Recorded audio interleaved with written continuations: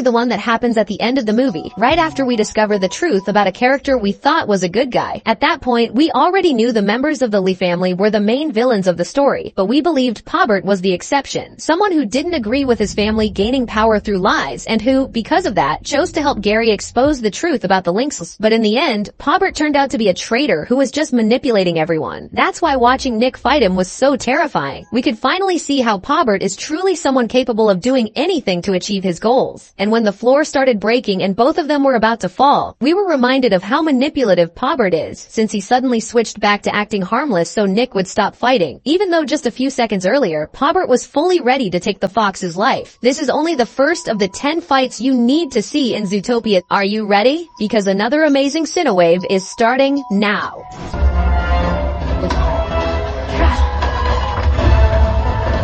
2. Nick and Judy versus Pobert. Fortunately, that fight between Nick and Pobert isn't the only one they have. In fact, Pobert ends up facing the main characters again shortly after. And when we say main characters, we're not just talking about Nick. Judy is right there too. This time, the duo has the upper hand, especially because the battle starts with a chase as they go after the villain using a vehicle. At first, it's much more of a terrifying pursuit for Pobert than anything else. And let's be honest, it was incredible seeing the traitor on the losing side for once. But things turn into an actual fight when the two jump out of the car. Even then, they still gave Pobert such a brutal beating that we almost felt a little sorry for him. Well, at least until he managed to strike back and knock both of them down, which was honestly impressive. But unfortunately for the Lynx, Nick and Judy were not alone.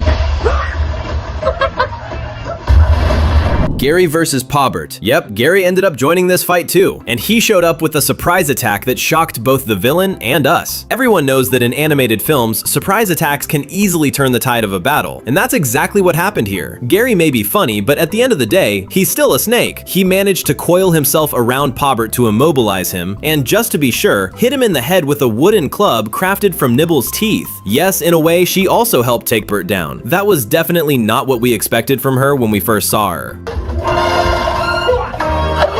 Mayor Winddancer versus the Lynxleys. Another character who seemed like nothing but a joke was Mayor Winddancer, and, well, he is a joke for most of the movie, acting as a complete puppet for the Lee family to control the city from the shadows. But the important thing is that, in the end, he finally does the right thing when he confronts the members of the Lee family. And this is when his past as an action movie actor becomes relevant, because he ends up beating everybody up with ridiculous ease. It's hilarious, especially because the movie even makes the scene dramatic and adds slow motion, just like classic action films. It makes total sense since Mayor Winddancer is clearly a reference to those huge action stars, especially Arnold Schwarzenegger, who not only made tons of iconic action movies, but also became the governor of California. Zootopia is far from the first movie to reference him when creating a famous actor turned politician type of character. And if you're also the kind of person who loves an exciting or funny fight scene, comment down below #fight. Gazelle versus Zebra Officers. Another character heavily inspired by a real-world celebrity is Gazelle, who is basically the animal version of Shakira. It's no surprise the singer voices the character. She was already in the first movie, but this time, her appearance went to a whole new level, because in Zootopia 2, Gazelle actually fights. Her fight is against the zebra officers who were chasing the main characters. Gazelle agreed to attack them so Judy could continue her mission without being interrupted. And trust us, those zebras did not stand a chance fighting Gazelle and her dancing tigers. It was really cool seeing this character return in Zootopia 2. She could have easily not come back since she was originally only a special cameo, but having her return was way more fun, especially because the singer genuinely helped Judy. Will Gazelle show up again in a possible Zootopia 3? Or will Shakira let another famous artist take over with a special appearance of their own? Car chase. Time to go back to the beginning of the movie because Zootopia 2 has action from the very start. Nick and Judy had been assigned to accompany a pair of more experienced officers to observe them in action. After all, the two are still rookies and need more field experience, even though they solved an entire conspiracy in the first film. But of course, Nick and Judy thought they could handle that small case on their own, especially after everything they had already accomplished. Instead of following protocol, they went after the suspect by themselves, using disguises to get close to the criminal they needed to investigate. And it was working, at least until Bogo spoke through Judy's communicator, which made the criminal realize the two were undercover officers. And that's when the battle truly begins, this time as a full-on, extremely dangerous car chase. But things get bad for Nick Nick and Judy fast because the chase ends with the two causing a car to fall right on top of Mayor Windancer's statue. That disaster puts Nick and Judy at risk of being separated at work. If we think about it, this whole situation is really similar to the beginning of Incredibles 2, where the main characters also fail while trying to stop a villain and end up causing more destruction than anything else, ruining the reputation they had gained in the previous film. Maybe one sequel drew a bit of inspiration from the other, who knows? Now let's see if the third movies of these two amazing franchises will also share similarities, since Incredibles 3 is already in production and Zootopia 3 will almost certainly be announced at some point. Swamp chase. When Nick and Judy are in the swamp, we get another chase scene, just without cars. At this point in the movie, they had already gone from officers to fugitives since they were blamed for Gary's escape. As both of them began investigating the conspiracy involving the snake in the Lee's book on their own, they ended up in a swampy area of the city where a reptile hideout exists. The Razorbacks, an elite police team, managed to track them down, which led to the scene where they had to run for their lives to avoid getting arrested.